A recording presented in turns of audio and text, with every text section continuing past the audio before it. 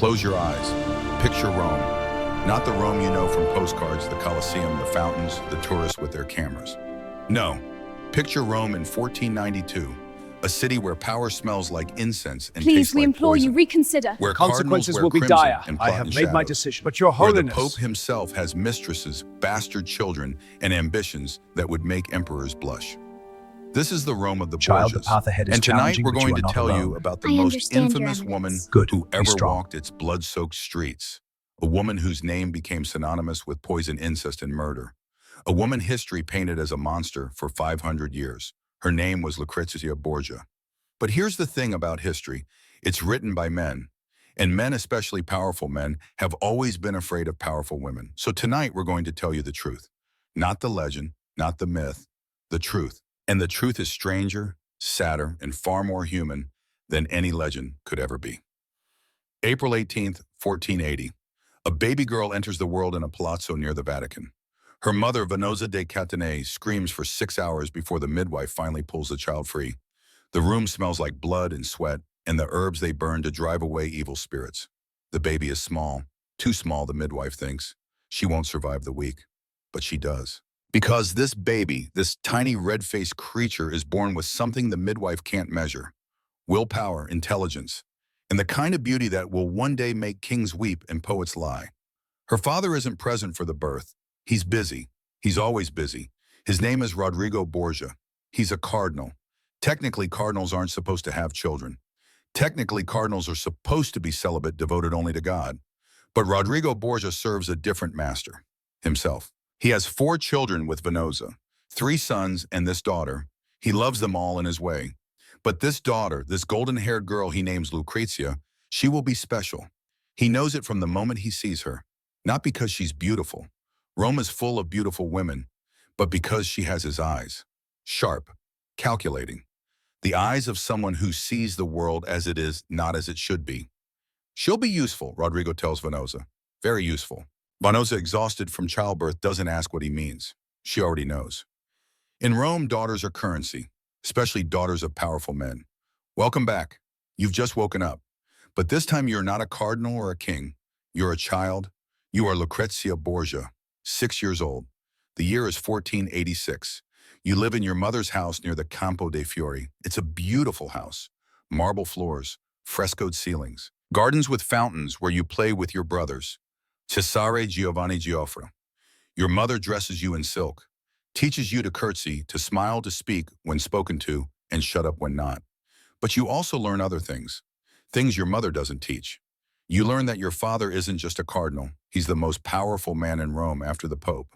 You learn that power comes from fear, from favors, from knowing everyone's secrets. You learn that women smile when they hate you and men smile when they want something from you. You're 6 years old, but you're already learning to read the game. One day your father visits. He brings gifts, a doll from Florence, candied fruits, a new dress. But he doesn't come to play with you. He comes to inspect you. He makes you stand in the sunlight, examines your face, your hands, your posture. She's perfect, he tells your mother. Golden hair, clear skin, good teeth. She'll fetch a fortune. You don't understand what he means. Not yet. Your mother does. She's only 6, Rodrigo. I'm thinking ahead. In 6 years, she'll be 12. Marriageable age. By then, I'll be Pope. Your mother laughs. It's a bitter sound. You'll never be Pope. The Spanish cardinals hate you. The French cardinals hate you. Half of Rome hates you. Rodrigo smiles. It's not a kind smile. They hate me now, but they'll fear me soon. And fear is better than love, Venosa. Fear keeps people in line. He leaves without kissing you goodbye. Your mother watches him go, then turns to you. Come here, little one. You climb into her lap. She's soft, warm. She smells like lavender and sadness. Listen to me carefully, she says. Your father is a great man, a powerful man, but he is not a good man. Do you understand the difference? You shake your head. You will, she says quietly. God help you, you will. August 11th, 1492. Your father becomes Pope. You're 12 years old. You stand in St. Peter's Basilica wearing white lace, watching as they place the triple crown on Rodrigo Borgia's head. He takes the name Alexander VI. The crowd roars. Cardinals who despised him yesterday kneel before him today. That's what power does. It transforms hate into obedience. After the ceremony, your father, now the Pope, Now the most powerful man in Christendom calls you to his private chambers. The Vatican is enormous. Endless hallways, rooms filled with gold and art and things you're not supposed to touch. You follow a servant through corridors until you reach a door guarded by Swiss mercenaries. Inside, your father sits behind a desk. But he's not alone. There's a man with him. Older, maybe 40, thin lips, cold eyes. Lucrezia, your father says. This is Count Giovanni Sforza, Lord of Pesaro. You'll be married to him next month. The room tilts. You grip the edge of the desk. I'm 12 and you manage to say. Old enough, your father replies. The contract is signed, the dowry arranged. This marriage will secure our alliance with Milan. You should be honored. You look at Giovanni Sforza. He's staring at you like you're a prize horse he's just purchased. Evaluating, calculating worth. You want to scream, to run, to tell your father that you're a child, that you're not ready, that you don't want this. But you've learned. 6 years of watching your father taught you one lesson above all others. In Rome, women don't choose. They obey. So you curtsy, you smile, you say, yes, father. And something inside you, something small and bright and hopeful, dies. June 12th, 1493. Your wedding day. You're 13 now. They dress you in cloth of gold, put flowers in your hair, paint your face until you look like a porcelain doll. Beautiful, breakable. The ceremony's at the Vatican. Half of Rome attends. Cardinals, nobles, ambassadors from every court in Europe. They watch as you walk down the aisle toward Giovanni Sforza, who waits at the altar with the expression of a man who's just won a very profitable bet. The priest speaks in Latin. You don't listen. You're counting the frescoes on the ceiling. 37, 38, 39, anything to avoid thinking about what comes after. Do you, Lucrezia, take this man? I do. The words taste like ash. Giovanni kisses you. His breath smells like wine and garlic. His hand on your waist is possessive proprietary. This is mine now, that hand says. I own this. At the reception, your father gives a speech about unity, about family, about the bright future ahead. Everyone applauds. Everyone drinks. Everyone pretends they don't know what's really happening. You're not a bride. You're a transaction. Your brother Cesare finds you later hiding in a corridor. He's 15, already studying to be a cardinal, though everyone knows he'd rather be a soldier. He has your father's ambition and none of his patience. You don't have to do this, he says. Yes, I do. Run away? Tonight, I'll help you. You almost laugh. Run where I'm the Pope's daughter. There's nowhere on earth father couldn't find me. Cesare's jaw tightens. Then I'll kill Sforza. No, you won't. I would, for you. You believe him. Cesare has always been different with you. Protective. Maybe too protective. Later historians will whisper about your relationship with your brother, will invent stories of incest and depravity. They'll be wrong, but not entirely wrong, because the truth is complicated. Cesare loves you. Maybe in a way brothers shouldn't love sisters, but he's never touched you, never crossed that line. Still the love is there, dangerous, possessive, a ticking bomb. Go back to the party, you tell him. And Cesare, don't kill my husband, not yet. He grins. It's not a nice grin. Not yet, I like that. He leaves. You stand alone in the corridor listening to the music and laughter from the banquet hall, and you think, this is my life now. This is forever.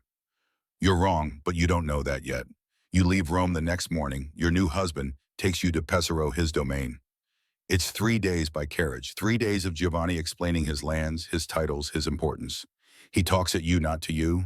You nod and smile and say nothing. Pesaro is smaller than Rome, quieter.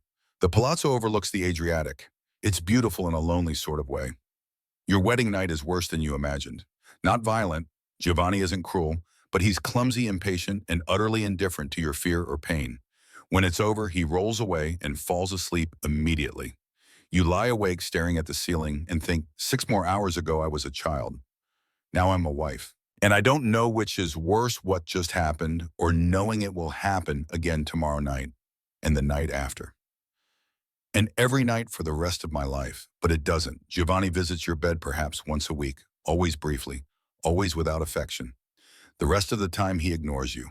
He spends his days hunting, drinking, and complaining about your father's politics. You spend your days alone, reading, writing letters to your mother that go unanswered, learning to embroider because it's what wives do. You're 14, then 15, then 16. No children come. Giovanni grows bitter about this. He blames you, of course. Barren, he calls you. Useless. You don't correct him. You don't tell him that children require more than one night a week of joyless coupling. You say nothing, and you wait, because you've learned another lesson. In Rome, patience is a weapon, and you're getting very good at weapons.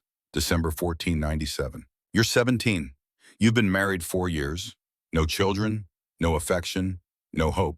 Then a letter arrives from Rome. Your father's seal. You break it open with shaking hands.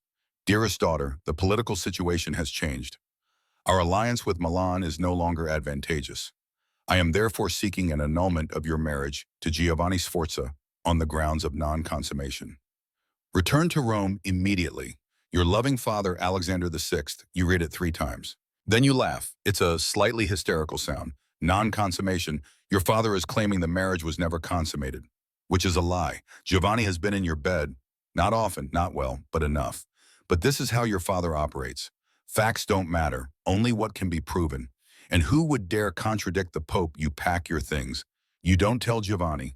You slip out before dawn with 2 servants and ride hard for Rome. Behind you in Pesaro, Giovanni Sforza wakes to find you gone. And he does something you didn't expect. He gets angry. Publicly, humiliatingly angry. He writes letters to every court in Europe. He claims the annulment is a sham, claims the real reason is so you can marry your father or your brother. He accuses you of incest, of depravity, of being the greatest whore in Rome. The letters spread like plague. Within weeks, all of Europe is whispering about you, the Pope's daughter, the woman who supposedly sleeps with her own family. None of it is true, but truth doesn't matter. Reputation does. And your reputation, your name is now synonymous with sin. You arrive in Rome to find the city buzzing with the scandal. Your father is furious, not because the accusations are false, but because they're bad for business. You will deny everything he tells you. I've done nothing wrong. I know, but the court of public opinion doesn't care about facts. Sforza is making us look foolish. You need to make a statement, publicly, in front of witnesses. So you do. You stand in a papal chamber in front of cardinals and ambassadors and swear on the Bible on your immortal soul that you have never committed incest, never slept with your father or your brothers, that Giovanni Sforza is a liar and a coward. The ambassadors nod, the cardinals murmur approval, but you can see it in their eyes. They don't quite believe you. Or maybe they do believe you, but they enjoy the scandal too much to let it go. A woman accused of incest is far more interesting than a woman who's merely innocent. That's when you learn the most important lesson of all. In a world run by men, a woman's virtue is assumed guilty until proven innocent. And sometimes not even proof is enough. Your brother Cesare finds you that night. You're in the gardens alone crying for the first time since you were 12. He sits beside you. Doesn't say anything. Just sits. Finally, I'll kill him, Sforza. Say the word. No. Why not? He destroyed your name. He called you a whore. He deserves to die. Because killing him won't fix anything. The damage is done. All of Europe thinks I'm a monster now. Then we'll make them fear you instead. Fear is better than love, remember Father taught us that. You look at your brother. Cesare is 19 now. Handsome, brilliant, ruthless. He's everything your father wants in a son. Everything the church pretends to condemn but secretly admires. I don't want to be feared, you say quietly. I just want to be left alone. Then you were born into the wrong family. He's right, you know he's right, but knowing doesn't make it hurt less. July 1498, your father arranges a second marriage, this time to Alfonso of Aragon. He's 17, you're 18, he's the illegitimate son of the King of Naples.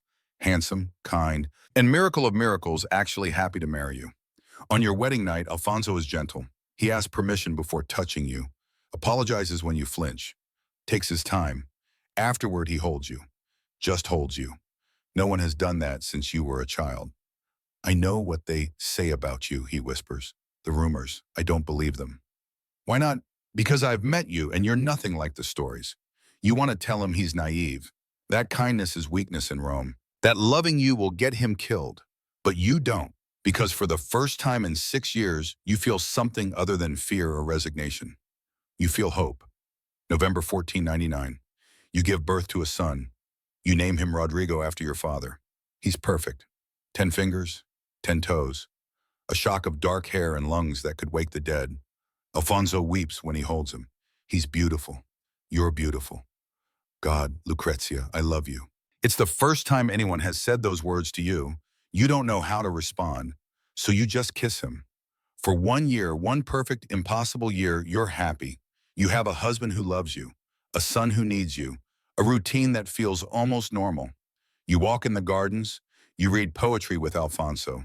You nurse Rodrigo and sing him lullabies your mother sang to you. It's the happiest year of your life, which means, of course, it can't last. July 15th, 1500. Alfonso's walking back to your apartments after dinner. It's late. The Vatican corridors are empty. 4 men step from the shadows. They don't say anything. They just attack. Alfonso fights. He's young, strong. But there are 4 of them. They stab him repeatedly. Stomach, chest, throat. He goes down screaming your name. The guards find him an hour later bleeding out on the marble floor. He survives. Barely.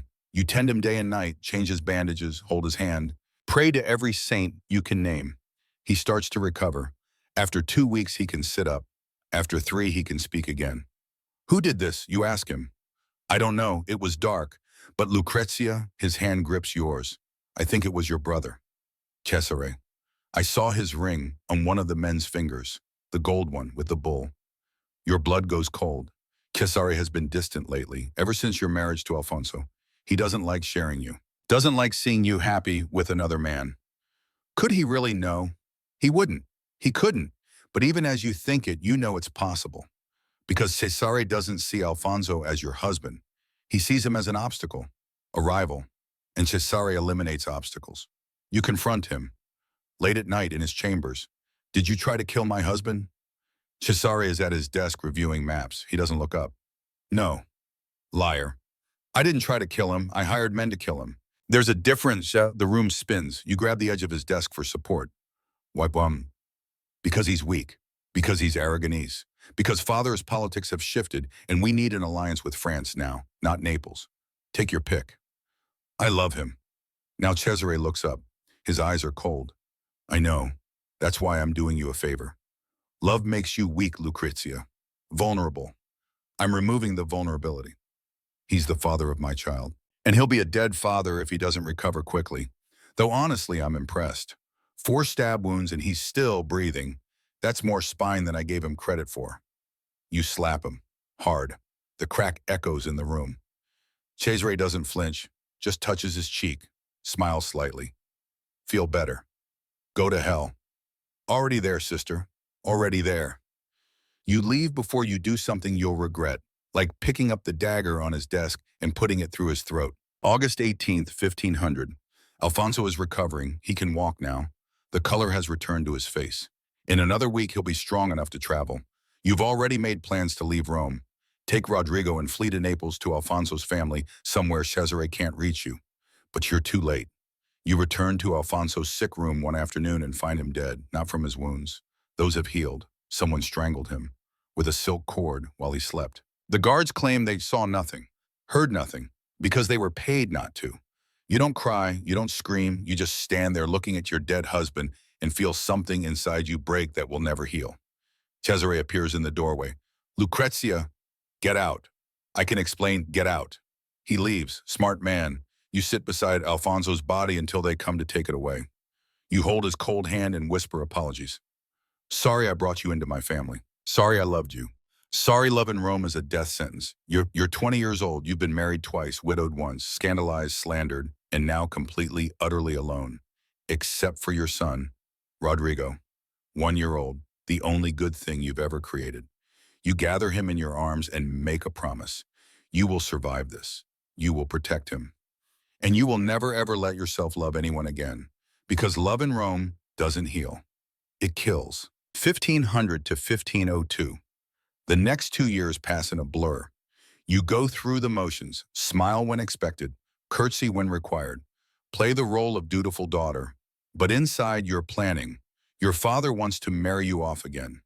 Of course he does. You're still young, still useful, still a pawn on his chessboard.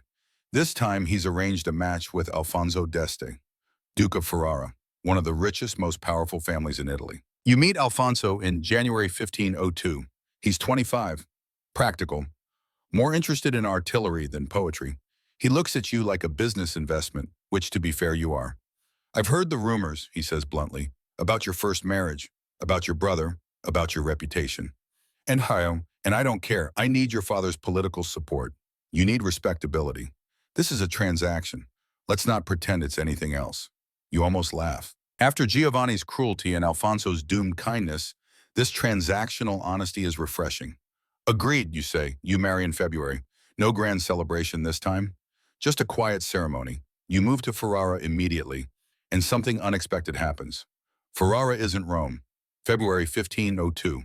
You arrive in Ferrara on a gray winter morning. The city is smaller than Rome, colder. The people line the streets to watch your carriage pass, and you can hear their whispers. That's her, the Pope's daughter, the one from the scandals. They say she poisoned her second husband. They say she sleeps with her brother. They say she keeps poison in a ring on her finger. None of it is true. But you've learned that truth is negotiable. Reputation is permanent.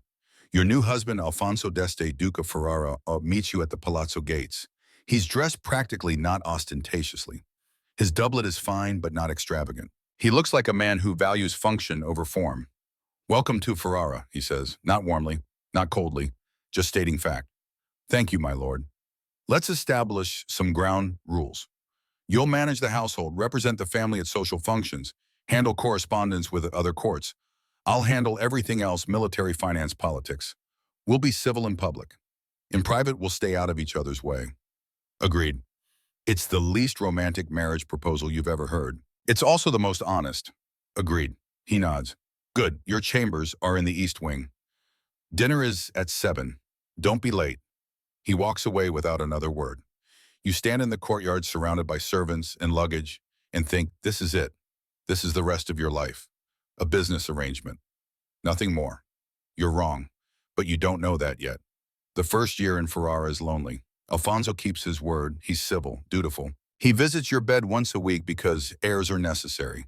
But there's no warmth, no conversation, no connection. The court is polite but distant. They've heard the rumors about you. They watch everything you do, waiting for you to slip up to confirm their worst suspicions. So you give them nothing to work with. You rise early. You manage the household with ruthless efficiency. You write letters, dozens of them every day, to other courts, maintaining alliances, gathering information, making yourself useful. You attend Mass daily, donate to charities, commission art for local churches. Slowly, carefully, you begin to reshape your reputation. You're not the Pope's scandalous daughter anymore. You're the Duchess of Ferrara. Pious, educated, dignified. It's a performance. But you've been performing your whole life. Then something unexpected happens. A young woman arrives at court. Her name is Isabella Gonzaga. She's a few years older than you. Married to the Marquis of Mantua. She's visiting Ferrara for the season. Everyone expects you to hate each other. Two powerful women competing for social supremacy. Instead, you become friends. It starts over poetry. You're reading Petrarch in the garden when Isabella sits beside you uninvited.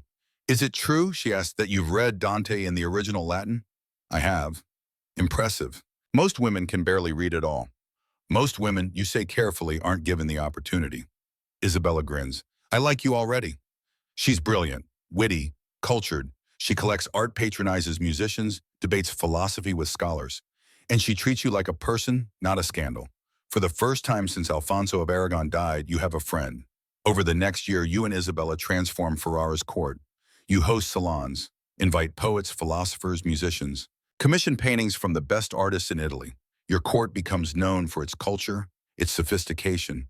You discover you have a talent for this, for recognizing talent, for bringing people together, for creating spaces where ideas flourish.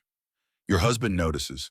One evening after a particularly successful concert, he finds you in the library. You've changed things here, Alfonso says. Is that a complaint? No, an observation.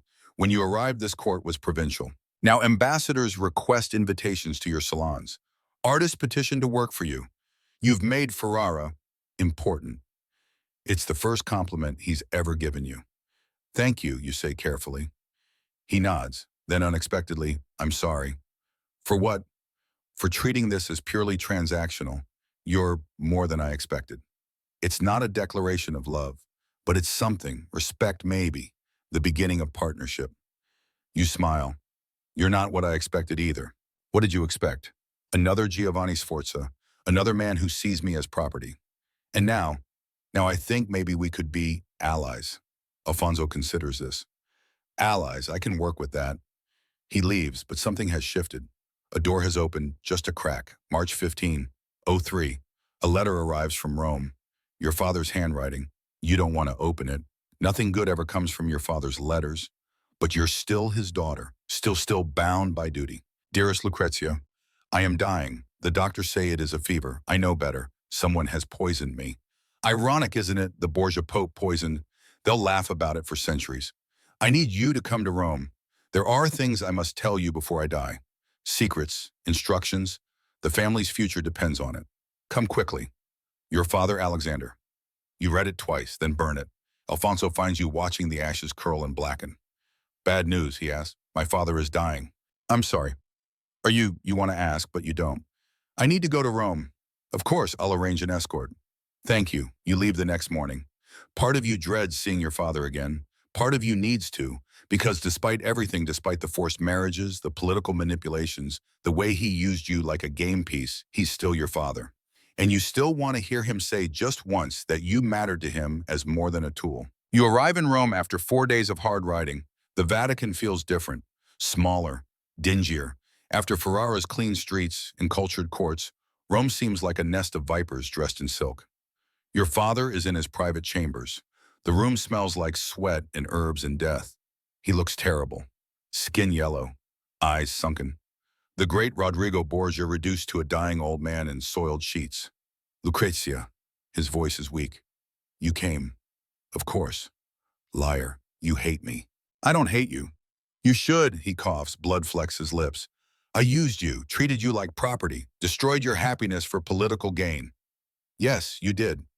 And yet you're here. You're my father. That doesn't erase what you did, but it means something. He closes his eyes. For a moment, you think he's dead. Then there's money, hidden. I'll tell you where. Use it. Protect yourself. Protect your son. Because when I die, the vultures will circle. Cesare won't last 6 months without my protection. Cesare can take care of himself. No, he can't. He's brilliant, ruthless, but he's also reckless. He thinks power alone is enough. It's not. You need money, Lucrezia. Money buys loyalty. Buy enough loyalty and you can survive anything. He tells you about hidden accounts, properties purchased under false names, gold buried in the crypts beneath churches. You memorize every word. When he's done, he looks at you with something like regret. I'm sorry. For what it's worth, I'm sorry. Are you really? No, he laughs. It turns into a cough. I did what I had to do, what any man in my position would do, but I wish I'd been kinder. To you, to your mother, to everyone. Wishing doesn't change anything. No, but maybe it counts for something. At the end, he dies that night, August 18th, 1503. You're holding his hand when it happens. His last words are in Spanish, the language of his childhood. You don't understand them. Maybe that's appropriate. You bury him with full papal honors. All of Rome attends. They weep. They pray. They pretend they loved him. 3 days later, the vultures start circling, just like he predicted. Your brother Cesare loses everything within 6 months. Without your father's protection, the cardinals turn on him. His armies desert. His allies vanish. By March 1504, he's in exile, stripped of titles and land. He writes to you, begs for help, reminds you that your family, that blood matters. You write back, blood matters. But I won't sacrifice my security for yours. I have a son to protect. I'm sorry. You're not sorry. You're practical. Cesare will survive or he won't. But you've learned that saving someone who's drowning will only pull you under too. Meanwhile, in Ferrara, something strange is happening. Your marriage is working. Alfonso still isn't romantic. He'll never write you love poems or serenade you under balconies. But he respects you, consults you on political decisions, trusts your judgment. And slowly, grudgingly, you realize you respect him too. He's a good duke, fair, practical. He doesn't waste money on frivolities, but invests in infrastructure, roads, canals, defenses. Under his rule, Ferrara prospers. And under your cultural patronage, it becomes more than prosperous. It becomes important. Poets dedicate works to you. Artists compete for your commissions. Your salons are attended by the greatest minds in Italy. You're no longer just the Pope's scandalous daughter. You're the Duchess of Ferrara, a patron of arts, a political force. You've reinvented yourself again. September 1505, you give birth to a son. You name him Alessandro after your late father. Alfonso is genuinely happy. An heir, he says, holding the baby with surprising gentleness. You've done well. It's the warmest thing he's ever said to you.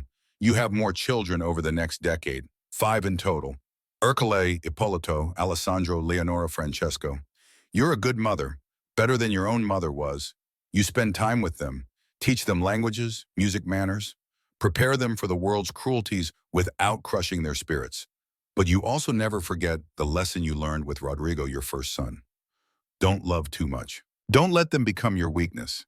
It's a terrible way to live, but it's the only way you know how to survive. 1506 to 1515. The years blur together. Ambassadors visit. Alliances shift. You navigate it all with practiced ease. Your husband grows to rely on you more and more. When he's away inspecting fortifications, meeting with generals, you govern in his absence. Make decisions. Settle disputes. The people of Ferrara love you. Not because you're kind, you're not particularly, but because you're fair. You listen. You remember names. You solve problems. You also never forget what your father taught you. Power requires 3 things: money, fear, and loyalty. You have all 3. Your father's hidden fortune allows you to fund charities, sponsor artists, loan money to nobles. They owe you now, and debt is a chain stronger than steel. Your reputation, the old scandalous one, provides fear. People believe you're capable of anything. Poison, seduction, murder. You don't correct these beliefs. Fear keeps enemies at bay. And loyalty, you buy it. With money, yes, but also with attention, with respect, with making people feel seen. By 1515, you're not just the Duchess of Ferrara. You're the power behind its throne. But then something happens that you didn't plan for. You start to feel tired, not physically, emotionally. You've been performing for 35 years. Smiling when you're miserable, playing the game when you want to scream. And for what? You're 45 years old. Your children are grown. Your husband respects you but doesn't love you. Your reputation is salvaged but never truly clean. You've won. You've survived. You've thrived even. But you're tired. One night you confide in Isabella Gonzaga. She's visiting Ferrara again.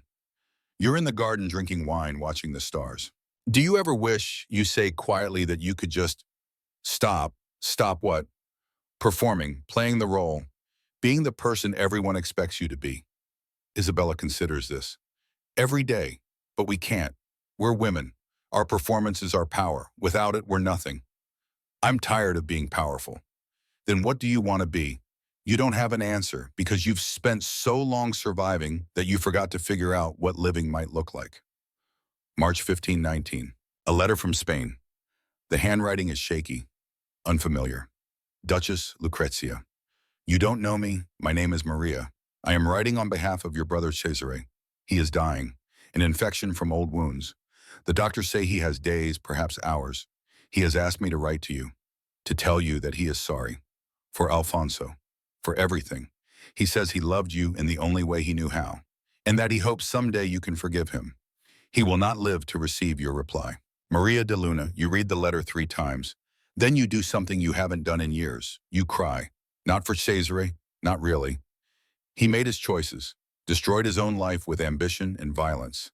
But for what could have been? For the brother you might have had if you'd both been born into a different family. A kinder world. You don't write back. There's nothing to say. But you do light a candle in the chapel, say a prayer for his soul, and then you let him go. Finally. Completely. 1519, you're 39 years old. You've survived 3 marriages, countless scandals, your father's death, your brother's destruction. You're exhausted. That summer, you suffer a series of miscarriages. Your body, after 6 successful pregnancies, finally gives out. The doctors warn you another pregnancy could kill you. You're relieved. No more children, no more vulnerability, but your body doesn't recover well. You're weak, feverish. By autumn, you're bedridden.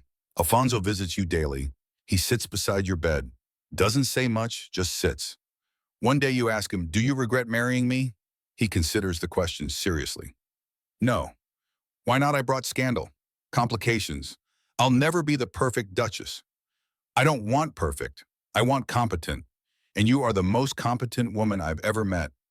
It's the closest he's ever come to a declaration of love. You smile.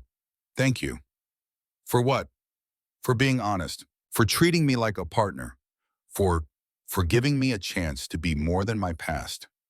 He takes your hand. His skin is rough. A soldier's hands, not a courtier's. You were always more than your past. You just needed time to prove it. June 24th, 1519. You wake to pain, not the dull ache you've grown accustomed to over the past months. This is sharp, consuming. Your abdomen feels like it's tearing itself apart from the inside. You've given birth 6 times. You know what labor feels like. This is worse. Your servants find you at dawn writhing in sheets soaked with sweat and blood. They summon the doctors, the priests, your husband. Alfonso arrives still in his night clothes. His face is gray. Lucrezia, I'm dying, you say, not dramatically, just stating fact. You've always been good at reading the room. In this room, your body is telling you everything you need to know. No, the doctors are useless. I've seen enough death to recognize it. He sits beside you, takes your hand. For the first time in 17 years of marriage, you see tears in his eyes. Don't, you say gently, don't mourn me. I've had a better life than I deserved. That's not true, isn't it? After everything I did, you survived. In a world designed to destroy you, you survived. That's not luck. That's strength. You want to believe him, want to believe that survival alone is enough. That living through hell makes you heroic rather than just scarred. But you're not sure. You won't ever be sure. Your children visit throughout the day.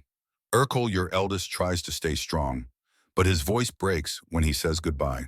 Alessandro holds your hand and tells you about his studies. Leonora, just 12, crawls into bed beside you and cries into your shoulder. You tell them you love them. It's harder than it should be. The Borgias never said such things. Love was weakness. Ammunition for enemies? But you say it anyway, because maybe you can break that cycle. Give them something your father never gave you. Be good to each other, you whisper. Don't let ambition destroy your family like it destroyed mine. They promise. You don't know if they'll keep that promise, but at least you tried. Alfonso brings a priest. You confess. Not because you believe it will save your soul, that ship sailed long ago, but because it's expected. And you've always been good at meeting expectations. Do you repent? The priest asks. Of your sins, you consider the question. Which sins? Being born a woman in a man's world, obeying my father, trying to survive. All sin must be repented. Then I repent, but I don't regret. There's a difference. The priest looks uncomfortable, but he gives you last rites anyway, because even scandalous duchesses deserve the sacraments. After he leaves, Isabella Gonzaga arrives. She's traveled from Mantua overnight. When she heard you were dying, she sits beside you. Her face is puffy from crying. Don't you dare, you say. Don't I dare what? Mourn me. I've had enough tears from everyone. Then what should I do? Remember me, but not the legends, not the scandals. Remember the real me, the woman who loved poetry, who built something beautiful here, who tried despite everything to be better than her blood. Isabella grips your hand so hard it hurts. I will. I swear. Good. Now go. I want Alfonso. Alone. When everyone else is gone, Alfonso returns. He looks older suddenly, the gray in his beard more pronounced, the lines around his eyes deeper. I need to tell you something, you say. You don't have to be... Yes, I do, before I run out of time. He sits, waits. When I married you, I thought I would never love again. Love had only ever hurt me, so I locked that part of myself away. Became practical, transactional. I know. Let me finish.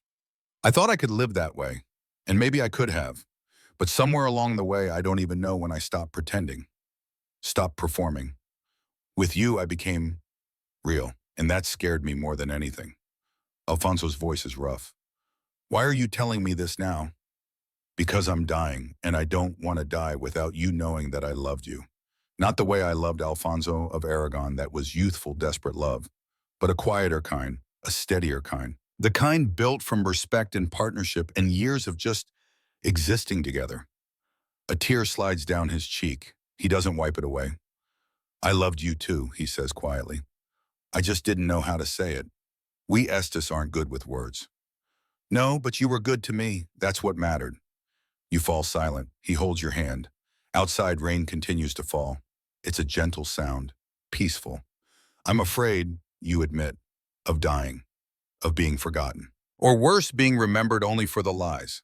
For 500 years, they'll tell stories about me, about poison rings and incest and murder. And none of it will be true, but that's what history will remember. Then we'll tell the truth. I'll commission historians. Make sure your real story is recorded. You smile weakly. History doesn't care about truth, only about good stories. And I'm a very good story. Then be a good story, but be our good story, my wife, my partner. The woman who saved Ferrara, not the lies Rome told. It's a beautiful thought. You want to believe it's possible, but you've learned that what we want and what we get are rarely the same thing. The pain is getting worse. The doctors give you something, poppy milk, maybe mixed with wine. It dulls the edge but doesn't remove it. You drift in and out. Sometimes you're in Ferrara. Sometimes you're 12 years old again, standing before Giovanni Sforza, about to have your life destroyed by marriage. Sometimes you see your mother. She's singing a lullaby. You can't remember the words, but the melody is familiar, comforting. Sometimes you see Alfonso of Aragon, young, smiling, unhaunted. I knew what they said about you, he says again. I didn't believe them. I know, you whisper. I'm sorry, I'm so sorry. Don't be, we had a year. Some people never get that. Late afternoon, the sky is clearing. Sunlight breaks through the clouds, casting golden light across your chamber. Alfonso is still beside you. He's been there for 8 hours. Are you still here, you ask. Your voice is barely audible. Always. Liar, but thank you. You try to say more. There's so much more you want to say. About your children, about your regrets, about hoping that maybe somewhere beyond this life, there's a place where women like you can rest without performing. But your tongue won't work. Your lungs won't cooperate. You squeeze Alfonso's hand. Once. Twice. He understands. I know, I love you too. You close your eyes, and for the first time in 39 years, you stop fighting. Stop calculating. Stop trying to survive. You just let go. They bury you in the convent of Corpus Domini. Simple tomb, no grand monument. Alfonso keeps his promise. He commissions historians to document your life. The real one. But he's fighting a losing battle. Within a decade, the legends overwhelm the truth. Poets write plays about you. The incestuous daughter, the poisoner, the whore of Babylon. They make you immortal, but they make you a monster. For 500 years, your name becomes synonymous with evil. Lucrezia Borgia, say it, and people think of poison, betrayal, depravity.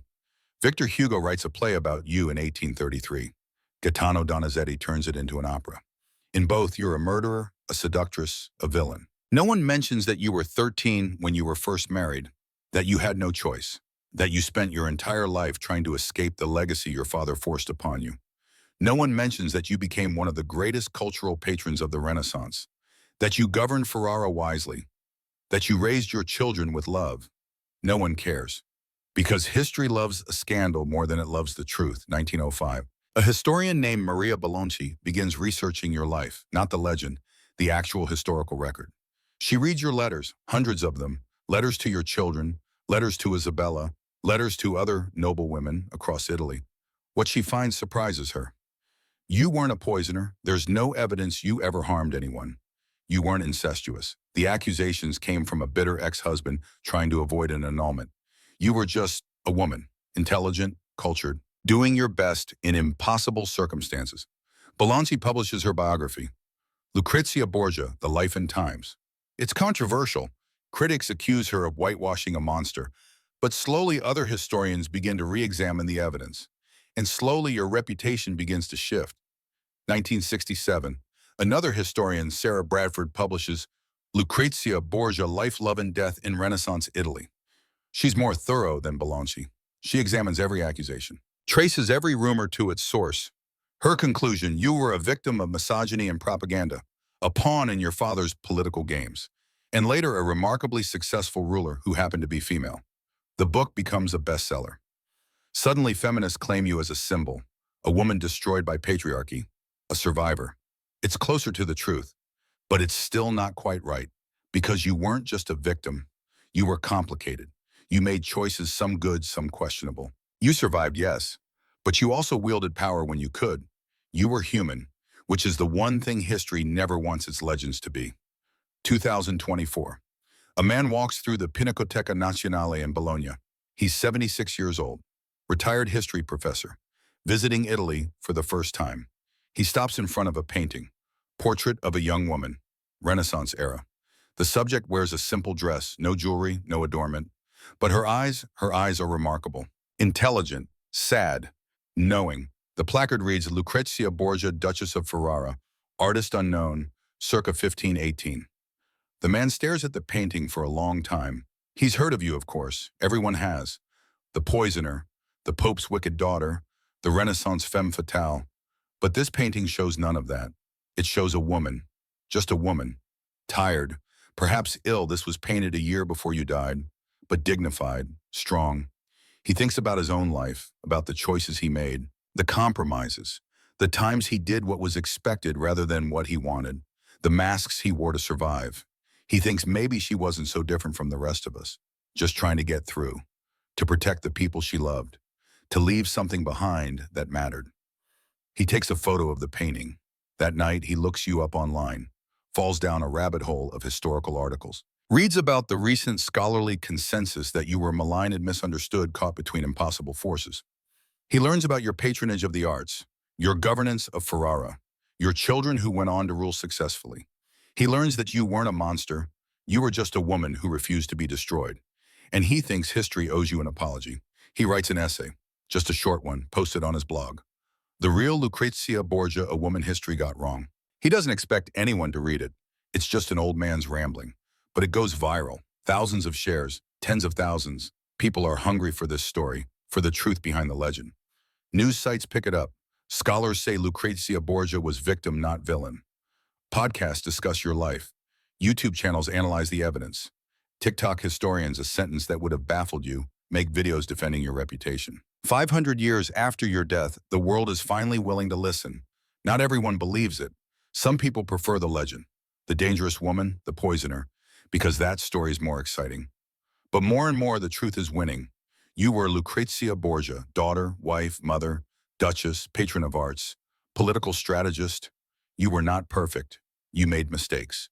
You occasionally used the weapons available to you, manipulation, secrets, calculated coldness. But you were not evil. You were not a monster. You were a woman trying to survive in a world designed to destroy you. And against all odds, you succeeded. If you could speak now, if the dead could somehow know how they're remembered, what would you say? Maybe this: I was 13 when they took my childhood, married me to a stranger, made me property. I was 17 when they called me a whore for surviving a loveless marriage. I was 20 when my husband was murdered, and my brother smiled about it. I spent my entire life being used by my father, by the church, by men who saw me as a tool or a trophy or a threat. And yes, I survived. I became powerful in my own right. I built something beautiful in Ferrara. I gave my children better than I had, but I never wanted to be legendary. I just wanted to be free. You called me a poisoner. I never poisoned anyone. You called me incestuous. I was accused by a liar trying to save himself. You called me a monster. I was a girl forced to become a woman too fast in a world with no mercy for weakness. For 500 years, you told lies about me, and I couldn't defend myself. The dead don't get to argue, but now finally some of you are listening. Some of you are asking, what if we got it wrong? And to you I say thank you. Thank you for seeing me. Not the legend, not the scandal, just me. I was Lucrezia Borgia. I lived. I survived. I loved and lost and tried and failed and tried again. I was human. That's all. That's everything. Remember me not as a monster, but as a woman who did her best in impossible circumstances. That's the only vindication I need. 2025. The city of Ferrara holds a commemoration. 506 years since your death. They unveil a new statue in the piazza. Not a sensationalized version, no suggestive pose, no poison ring. Just you, standing, dignified. A book in one hand, the other extended in welcome. The inscription reads, Lucrezia Borgia, 1480 to 1519, Duchess, patron, mother. History misjudged her, we remember her now. Hundreds attend, historians, feminists, Italian officials, tourists who just heard the story and wanted to be part of it. An elderly woman, a direct descendant of your daughter, Leonora, gives a speech. My ancestor, she says, has been slandered for half a millennium.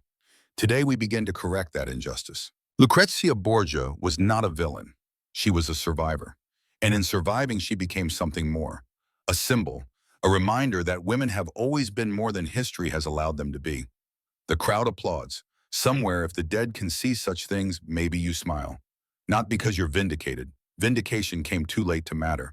but because finally, after 500 years, someone told the truth, and the truth set your memory free. There's a theory in physics. That time doesn't move forward, that everything that ever happened is still happening somewhere in some dimension of reality. If that's true, then you're still there. Still 13 standing in the Vatican about to marry Giovanni Sforza. Still 20 holding dead Alfonso's hand. Still 39 dying in Ferrara with your husband beside you. All of it happening at once. Forever. And maybe in that eternal, now you can finally hear what took 500 years to say, we're sorry we believed the lies. We're sorry we made you a monster to entertain ourselves. We're sorry we forgot that you were human. You deserve better. In life, in death, in memory. You were Lucrezia Borgia, and you were never the villain. You were just a woman, fighting, surviving, trying to carve out one small space of dignity in a world determined to deny you even that. And you succeeded, against all odds, against all expectations. You survived. You thrived. You left a legacy not of poison, but of art and culture and children who loved you. That's the truth. Finally, that's the story we should have told all along. Sleep well, Lucrezia. The lies are crumbling. The truth is spreading. 500 years late, but coming nonetheless. Your name will always carry shadows. That's the curse of legend. But now finally it also carries light. You were not the monster they said you were. You were a woman. Complicated, flawed, human. And that's enough. That's everything. Rest now. Your story has been told. The real one. And the world at long last is listening.